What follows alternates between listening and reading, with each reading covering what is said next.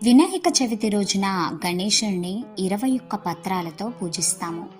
నవరాత్రులు 21 పత్రాలతో పూజించిన తర్వాత జలంలో నిమజ్జనం చేస్తాము.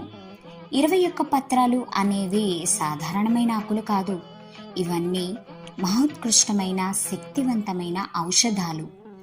వాటితో పూజ చేయడం వల్ల మట్టితో చేసిన ప్రతిమతో కలిసి వీచే గాలి మనలో ఉండే అనారోగ్యాలను హరింపచేస్తుంది. 9 రోజుల తర్వాత నిమజ్జనం ఎందుకు చేయాలి అనే సందేహం రావచ్చు. చెరువులు, బావులు, నదులు వీటన్నిటిలో వర్షాల వల్ల కలుషితం కావడం సాధారణం. ఆ నీరు మలినరహితం కావడానికి ఈ 21 పత్రాలతో చేసిన పత్రియే దానికి సమాధానం.